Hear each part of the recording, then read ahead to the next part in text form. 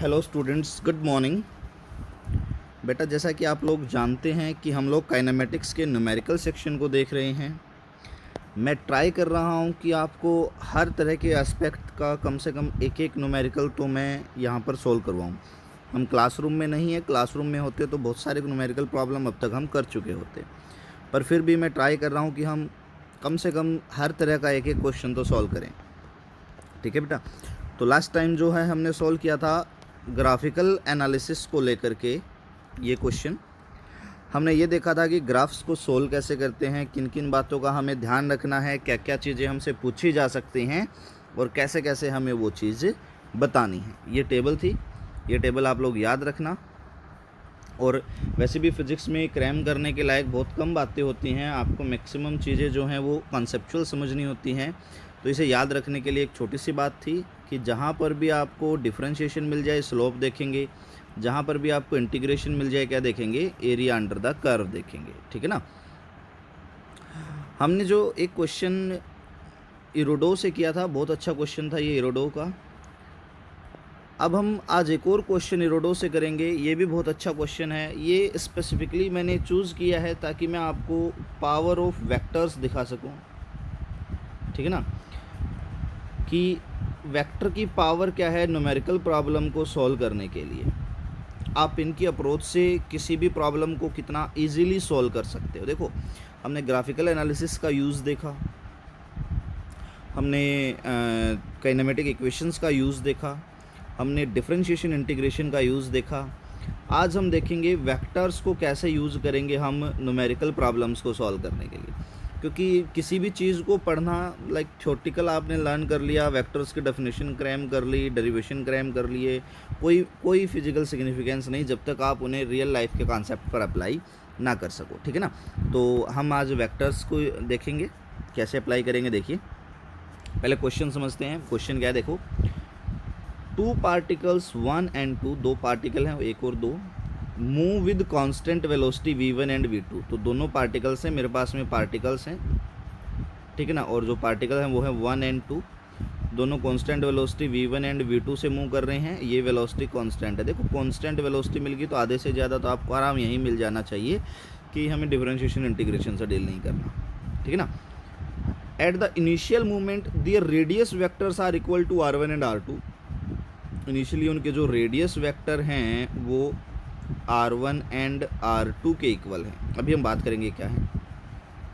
How must these four vectors be interrelated to the particles, यानी कि v1, v2, r1, r2, ये चारों vector किस तरह से पार्टिकल के साथ इंटर रिलेट किए जाएं ताकि ये दोनों क्या हो जाएं, टू कोलाइड, ये दोनों क्या हो जाएं, कोलाइड कर जाएं। कोलिजन करवाना है हमें, कोलाइड करवाना है। ओके, चलो ठीक है, हम समझ गए हमें कोलाइड करवाना है। अब बात आती है कॉन्सेप्ट की कि कॉन्सेप्ट क्या लगाएं। अब एक बात बताओ, कोलिजन होना है, ये एक बॉडी है मेरी, ये मान लो दूसरी बॉडी है मेरी, ये इस तरफ आ गई, ये इस तरफ आ गई, दोनों कुछ टाइम के बाद कोलाइड कर गई। लेट अस सपोज मैं मान लेता हूँ ये मेरा रेफरेंस पॉइंट है। अब एक बात बताओ, कोलाइड करने की कंडीशन क्या है। कोलाइड करने की कंडीशन है कि ये दोनों बॉडीज़ इस रेफरेंस पॉइंट से सेम टाइम के ऊपर अगर सेम जगह पर होंगी तो ये क्या करेंगी, कोलाइड करेंगी, अदरवाइज ये कोलाइड नहीं करेंगी। कंसेप्ट क्या बन गया हमारा, कंसेप्ट हमें पता ही है, मैंने आपको बताया था, ये बड़ा धांसू कंसेप्ट है, सेम टाइम सेम जगह, काइनेमेटिक्स और डायनामिक्स के प्रॉब्लम करने के लिए। ठीक है ना। तो सेम टाइम सेम जगह पर अगर दो बॉडीज़ होंगी तो वो कोलाइड कर जाएंगी। चलो रेडियस वेक्टर्स की बात करते हैं अब हम जरा, फिर हम क्वेश्चन के सॉल्यूशन को देखेंगे। हम कॉन्सेप्ट समझ चुके हैं कि हमें लगाना है सेम टाइम सेम जगह का कॉन्सेप्ट। ठीक है। अब चलिए जरा एक बार रेडियस वेक्टर और देख लेते हैं। Sorry, wait. ओके, आपके सामने देखिए एक सर्कल है। अब रेडियस वेक्टर की बात करते हैं। देखो क्या होगा, ये मान लो इसका ओरिजिन है। काइनेमेटिक्स की प्रॉब्लम सॉल्व करने के लिए एक रेफरेंस पॉइंट चाहिए, तो मैंने इस ओरिजिन को मेरा रेफरेंस पॉइंट मान लिया। अब लेट अस सपोज एक पार्टिकल यहाँ से यहाँ पर है। यहाँ पर देखो, ये जो रेड कलर की लाइन है ये एक्स एक्सिस रिप्रेजेंट कर रही है, ग्रीन कलर की लाइन जो है वो आपकी वाई एक्सिस को रिप्रेजेंट कर रही है। और एक पार्टिकल मान लो यहाँ पर है। तो यहाँ पर मेरा पहला पार्टिकल है, यहाँ पर मेरा है दूसरा पार्टिकल, ठीक है ना। अब क्या कह दिया क्वेश्चन ने कि जो पहला पार्टिकल है उसका रेडियस वेक्टर है r1, तो ये तो रेडियस वेक्टर हो गया r1, डायरेक्शन इधर गई। दूसरा पार्टिकल इसका रेडियस वेक्टर है r2, तो ये रेडियस वेक्टर हो गया मेरा r2। अब कोलाइड कब करेंगे, जब ये यहाँ से इधर चला जाए, ये यहाँ से इधर चला जाए, लेट अस सपोज यहाँ आकर के ये टकरा गए दोनों। मान लो ये इस ओरिजिन से मेरा क्या आ गया, रिजल्टेंट वेक्टर r, ठीक है।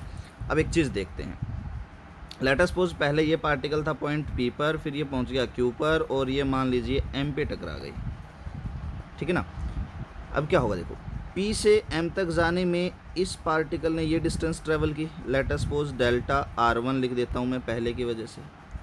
Q से M तक जाने में इसने ये डिस्टेंस ट्रेवल की, मान लो डेल्टा r2 लिख देता हूँ मैं, ठीक है ना, दूसरे की वजह से। अब एक चीज़ तो कंफर्म होगी हमारे इस कॉन्सेप्ट से कि ये दो पार्टिकल तब टकराएंगे जब दोनों सेम टाइम पे सेम जगह पर हों। चलो ज़रा अब इसका सॉल्यूशन और देख लेते हैं। अब ये जगह तो सेम होगी दोनों की, इस ओरिजिन से देख लो, ये ओरिजिन है, दोनों r डिस्टेंस पर हैं। अब टाइम भी सेम लेना चाहिए, यानी कि P को जितना टाइम M तक आने में लगेगा उतना ही टाइम Q से M तक आने में सेकंड पार्टिकल को लगेगा। मान लो दोनों का टाइम कोई मैंने मान लिया डेल्टा t है, ठीक है ना। ओके, समझ गए। तो दोनों को डेल्टा t टाइम लग रहा है। अब देखो एक चीज़ देखते हैं, अब यहाँ पर आप 2-3 अप्रोच यूज़ कर सकते हो। एक अप्रोच तो आप यूज़ कर सकते हो, सॉल्यूशंस अलग अलग मेथड हो सकते हैं। एक हो सकता है रिलेटिव वेलोसिटी का यूज़ करके, पर ये भी वेक्टर एनालिसिस से ही होगा। दूसरा हो सकता है आप काइनेमेटिक्स की इक्वेशन यूज़ कर लो, बहुत लंबा और कॉम्प्लिकेटेड चला जाएगा, ठीक है ना। इक्वेशंस यूज़ करके मैं यहाँ लिख देता हूँ। और तीसरा है वेक्टर एनालिसिस लगा दो इसके ऊपर। तो मैं वेक्टर एनालिसिस की बात करने वाला हूँ। हम ना तो रिलेटिव वेलोसिटी का करेंगे यूज़ अभी, क्योंकि हमने पढ़ी नहीं है, ना इक्वेशन लगाएंगे, बहुत लंबा है, हमें आंसर जल्दी से जल्दी चाहिए। तो वेक्टर एनालिसिस कैसे यूज़ करेंगे, देखो। अब मान लो मैं पहले वेक्टर की बात कर लेता हूँ, फॉर फर्स्ट पार्टिकल, ठीक है ना, पहले पार्टिकल की मैंने बात की। अब पहले पार्टिकल के लिए मैं ज़रा एक बार इसका वेक्टर एनालिसिस करता हूँ, सिर्फ पहले पार्टिकल का। भाई ये पार्टिकल पहले मेरा था यहाँ पर r1 पर, बाद में ये पार्टिकल पहुँच गया ये डेल्टा r1 क्रॉस करके यहाँ पर, ये डिस्टेंस है कोई r। अब एक बात बताओ, ये है r1, ये है डेल्टा r और ये है r, ये एक ट्रायंगल बन गई। हम इसके ऊपर लॉ ऑफ ट्रायंगल लगा सकते हैं, फ्रॉम लॉ ऑफ ट्रायंगल। अब लॉ ऑफ ट्रायंगल क्या कहती है कि अगर दो वेक्टर सेम ऑर्डर में हैं, जैसे कि r1 और डेल्टा r1, तो जो और ट्रायंगल की दो साइड बना रहे हैं, तो रिजल्टेंट वो होगा जो अपोजिट ऑर्डर में होगा, जो टक्कर मार वेक्टर होगा। ये टक्कर मार रहा है r, तो r मेरा रिजल्टेंट है, तो r रिजल्टेंट मेरा किसके बराबर हो गया, r1 प्लस डेल्टा r1 के, ठीक है। चलो ये बात समझ गए। अब सेकंड पार्टिकल के लिए ये मान लो अपनी पहली इक्वेशन बन गई। अब हम बात करते हैं फॉर सेकंड पार्टिकल, दूसरे पार्टिकल की। अब ये हो गया यहाँ पर दूसरे पार्टिकल की बात कर रहे हैं हम यहाँ पर। तो दूसरा पार्टिकल था यहाँ r2 पे, उसके बाद ये यहाँ चला गया डेल्टा r2 पे, और ये है r। अब इसमें भी टक्कर मार कौन है, r ही है, तो r की वैल्यू क्या आ जाएगी, r2 प्लस डेल्टा r2। आगे दूसरी इक्वेशन, इक्वेशन 1 और 2 दोनों की एक साइड बराबर है, लेफ्ट हैंड साइड, तो राइट हैंड साइड भी बराबर होंगी। मैं लिख देता हूँ यहाँ से, फ्रॉम इक्वेशन 1 और 2, तो r1 plus delta r1 must be equals to r2 plus delta r2। अब ये सॉल्यूशन मेरा कंप्लीट नहीं हुआ है। सॉल्यूशन जब तक पूरा नहीं होता है जब तक कि आंसर में सारी नॉन टर्म्स ना आ जाएं। अब यहाँ पर अगर आप देखेंगे तो r1 मेरा नॉन है, r2 भी नॉन है, पर डेल्टा r1 और डेल्टा r2 तो मैंने माना है, मुझे इनकी वैल्यूज़ नहीं पता, तो मुझे इनकी वैल्यूज़ निकालनी पड़ेंगे। चलो ज़रा मैं इसको थोड़ा सा रीअरेंज कर लेता हूँ। देखो r1, ये r2 इस तरफ जाएगा, घट जाएगा, माइनस के r2, नॉन एक तरफ कर दी मैंने और अननोन एक तरफ, डेल्टा r2 माइनस का क्या आ जाएगा, डेल्टा r1, ठीक है ना। अब अगर मुझे डेल्टा r2 डेल्टा r1 मिल जाए, काम चल जाए मेरा। कैसे निकाल सकते हैं, चलो ज़रा देखते हैं। मुझे पता है वेलोसिटी किसके बराबर होती है, rate of change of displacement upon time. अब मेरे ख्याल से आपको आइडिया लग गया होगा डेल्टा कैसे निकाल सकते हैं। चलो ज़रा देखते हैं। वेलोसिटी v2 मेरी बराबर आ जाएगी delta r2 by delta T के, और वेलोसिटी v1 मेरी बराबर आ जाएगी delta r1 by delta T के। यहाँ से डेल्टा r2 की वैल्यू क्या आ जाएगी, देखो डेल्टा r2 की वैल्यू आ जाएगी वेलोसिटी v2 इंटू में डेल्टा t, और यहाँ से डेल्टा r1 की वैल्यू क्या आ जाएगी, वेलोसिटी v1 इंटू में डेल्टा t। ठीक है ना। अब मान लो ये मेरी इक्वेशन 3 थी, इक्वेशन 3 में पुट कर देते हैं on using this value in equation 3। आप लिख लेना, ये बन जाएगा, देखिए r1 minus r2 is equals to v2 minus v1, मैंने डेल्टा टी दोनों में से क्या ले लिया, कॉमन ले लिया। अब मुझे डेल्टा टी चाहिए। अब देखो डेल्टा टी तो मैं ईजिली निकाल सकता हूँ, यहीं से निकाल सकता हूँ। कैसे निकाल सकता हूँ, टाइम तो मेरी स्केलर क्वांटिटी है, ये मेरी वेक्टर है, तो टाइम क्या होगा, r1 माइनस r2 का जो मैग्नीट्यूड है divided by v2 minus v1 का जो मैग्नीट्यूड है। डेल्टा टी आ गया, ये इक्वेशन 4 में सब्स्टिट्यूट कर दूँ, यह आ जाएगा r1 minus r2 is equals to v2 minus v1 into में क्या आ जाएगा, r1 माइनस r2 का magnitude divided by v2 minus v1 का मैग्नीट्यूड।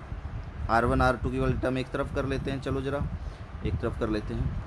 तो r1 माइनस r2, ये इधर मैग्नीट्यूड था, इस तरफ आएगा तो डिवाइड में हो जाएगा, divided by r1 minus r2 का magnitude must be equals to v2 minus v1 divided by v2 minus v1 का मैग्नीट्यूड, और ये हमारा क्या आ जाएगा, रिक्वायर्ड रिजल्ट। ठीक है, इस तरह से हम वेक्टर एनालिसिस का यूज़ करके क्वेश्चंस को इजीली टैकल कर सकते हैं। ठीक है ना। तो बेटा देखो इरोडो बहुत अच्छी बुक है, एडवांस का अगर कोई प्रिपरेशन करना चाहता है तो उसके लिए। ठीक है, अगर जैसे नीट वाले जो बच्चे हैं, अगर वो ये जो सिलेक्टेड क्वेश्चंस मैं इरोडो के करवा रहा हूँ, ये उनके कॉन्सेप्ट को बहुत ज़्यादा पॉलिश कर देंगे। खैर अभी वीडियो को लंबा नहीं खींचते हैं, आज के लिए सिर्फ इतना ही। Thank you, have a great day ahead.